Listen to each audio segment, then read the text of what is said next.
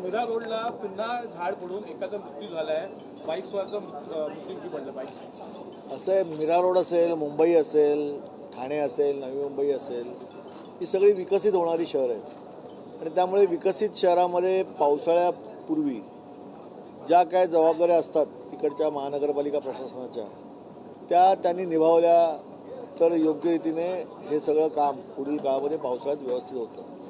आज अचानकपणे हे झाड का पडलं, ते झाड पडण्याच्या अवस्थेत होतं का, त्याची तक्रार मीराबाईंदर महापालिकेकडे केली होती का, ती केली होती आणि ते कापलं गेलं नव्हतं का, आणि आज एकाचं ज्या पद्धतीने त्या ठिकाणी अंगावरती पडून जी दुर्घटना घडलेली आहे त्याची सगळी चौकशी झाली पाहिजे आणि चौकशीअंती दोषीवरती कारवाई झाली पाहिजे.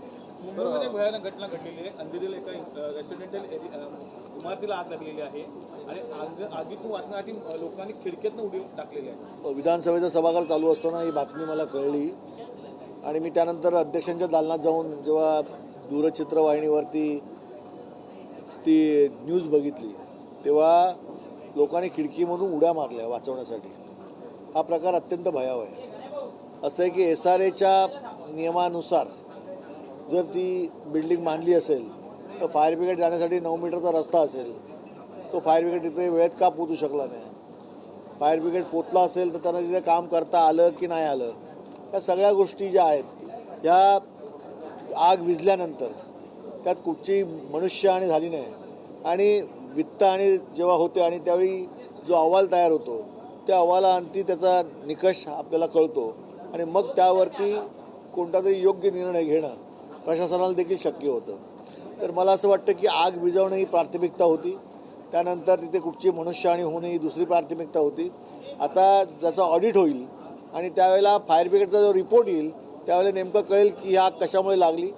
आज माळ्यावरून उड्या मारण्याची परिस्थिती तिकडच्या नागरिकांवरती का आली, 9 मीटरपर्यंत रस्ता असताना त्या ठिकाणी गाडी का पोहोचू शकली नाही, या सगळ्या गोष्टी समोर येतील. त्यानंतर यावरती कारवाई होईल. परभणीचे खासदार संजय जाधव यांनी असं म्हटलंय की उद्धव साहेब तुमचं ठीक आहे, तुमची तब्येत ठीक नसते, पण आदित्य ठाकरेंना महाराष्ट्रात फिरलं पाहिजे. ठाकरेंनी संघटनेकडे लक्ष दिलं नाही म्हणून खासदार सोडून गेले आणि जड अंतकरणाने बाळासाहेबांना लावलेला वटवृक्ष आबादी सोडण्यासाठी मी हा निर्णय घेतला असं खासदार म्हणतात. असं पक्ष सोडल्यानंतर तुम्ही काही बाता माराल.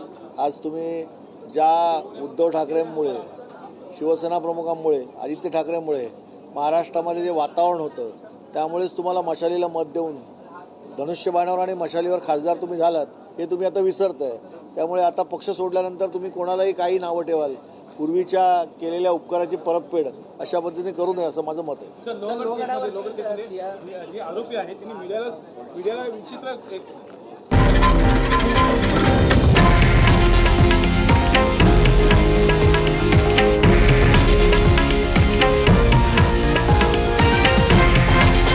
हे आहे देशातील नंबर 1 न्यूज नेटवर्क आणि आपण पाहत आहात TV9 मराठी, एकमेव.